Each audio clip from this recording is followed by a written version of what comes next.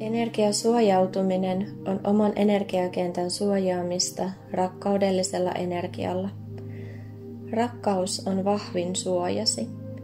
Se on korkeavärähtäisin energian muoto, jota on luonnostaan olemassa omassa ydinenergiassasi. Korkeavärähteinen energia on aina matalavärähtäistä energiaa vahvempi. Energiasuojautuminen tehdään aina silloin, kun haluat suojata omaa tai toisen ihmisen aurakenttää, teet energiatyötä tai haluat nostaa omaa värähtelytaajuuttasi. Energiasuojautuminen tehdään aina ennen energiayhdistymistä, koska yhdistyminen avaa yhteyden energiamaailmaan. Avautuminen altistaa kaikille universumin energioille, myös ei-toivotuille energioille. Energiasuojautumisen tarkoitus on suojata sinua vapaamatkustajilta, joita et tahdo oman energiakenttääsi. Tietoinen energiasuoja luodaan aina korkeamman rakkauden energialla, ei pelosta tai mielestä käsin. Pelkoenergia luo sulkevan energian ympärillesi, kun taas rakkaudellinen suoja päästää kaiken hyvän läpi, mutta hidastaa tai estää negatiivisen energian pääsyn energiakenttääsi. Energiasuojia voi olla erilaisia, esimerkiksi suojahuntu, pyramiidi, energiaputkilo ja niin eteenpäin.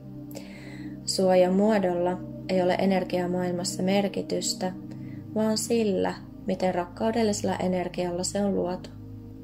Tärkeintä on intentiosi ja yhteytesi rakkauteen. Käytä sellaista mielikuvaa energiasuojasta, jonka koet suojaavan sinua parhaiten. Esimerkiksi uskonnollisella ihmisellä tämä voi olla risti tai raamattu. Energiahoitajan on hyvä suojata oman energian lisäksi hoidettavan energia, jolloin hoidon aikana matalavärähteiset energiat eivät pääse liikkumaan henkilöstä toiseen, vaan hoito toteutuu puhtaasti korkeavärähteisen energian virtauksessa hoidettavan parhaaksi. Ilman tietoista energiasuojaa meillä on usein mentaali, tunne tai alitajuntapuolella tarttumapintaa, joihin vastavoimien on helppo kiinnittyä energiayhteyksien avauduttua. Tarttumapinnat ovat usein tiedostamattomia. Sen vuoksi oman sisäisen maailman kohtaaminen ja puhdistaminen on hoitajalle tärkeää, jotta oma aurakenttä pysyy kirkkaana ja puhtaana. Ketä siis haluamme päästää oman aurakenttäämme? Meillä on luontainen suojeluvaisto meidän kotiamme kohtaan. Harvoin pidämme ovea auki tarkastamatta, kuka kotiimme saapuu. Yhtä lailla sinun on tärkeää huolehtia omasta energiakentästäsi, jotta voit kokea itsesi tasapainoiseksi ja vahvaksi. Energiayhdistyminen. Energiayhdistymisen tarkoitus on linjata sinut oman ydinenergiaasi. Yhdistyminen tehdään aina energiasuojautumisen jälkeen. Yhdistyminen siirtää meidät korkeammalle energiataajuudelle, eli nostaa värähtelytaajuutta, vahvistaa intuitiota ja yhteyttä itseen. Se auttaa myös siirtymään mielenohjauksesta sydämen ohjaukseen.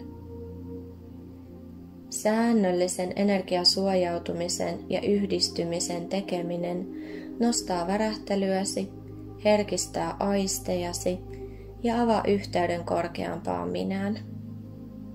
Alat kuulemaan intuitiotasi paremmin ja näet asioita selkeämmin.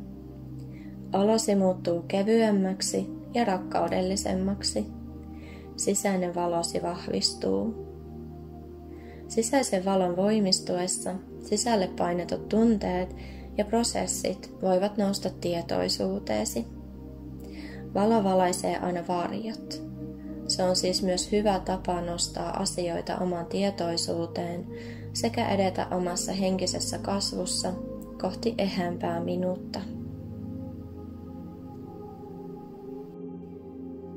Miten teet energiayhdistymisen? Energiasuojauksen jälkeen ensimmäinen vaihe on yhdistyä tietoisesti maa-energiaan ja sen jälkeen lähde-energiaan. Energiat kulkevat sakrajärjestelmäsi läpi, sulautuen toisiinsa sydämesi eli sydänsakrasi kohdalla. Toisessa vaiheessa katkaistaan energiayhteydet palleasakrasta muihin. Ajatukset ovat energiaa ja ne kuullaan henkimaailman puolella. Ajatuksillasi luot energiayhteyksiä ja lankoja omasta energiakentästäsi muihin ihmisiin ja paikkoihin. Joka kerta kun ajattelet jotain ihmistä tai paikkaa, lähetät osan hengestäsi matkaan tutkimaan paikkojen energioita etukäteen.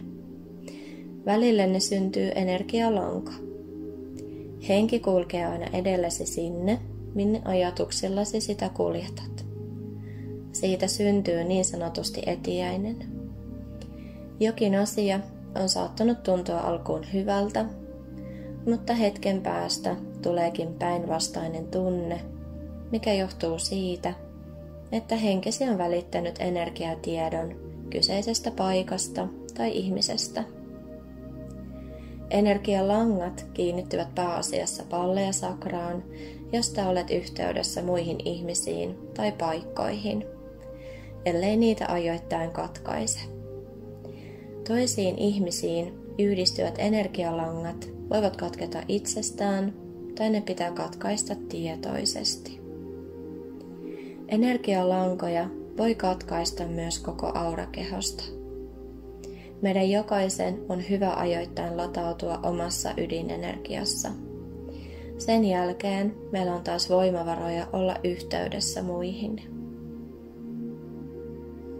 Kolmannessa vaiheessa on hyvä pyytää henkeäsi palaamaan takaisin kehoosi puhdistussuodattimen tai siivilän läpi, niin että kaikkien muiden ihmisten ja paikkojen energiat jäävät sinun ulkopuolellesi.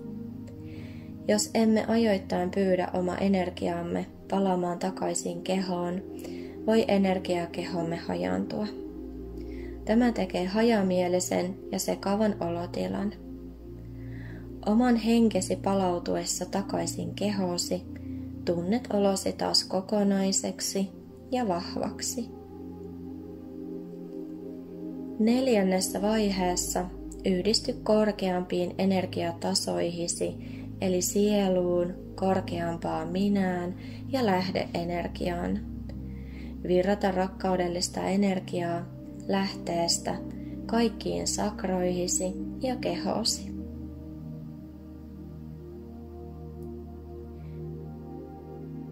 Ja näin olet omassa Jumal-yhteydessäsi.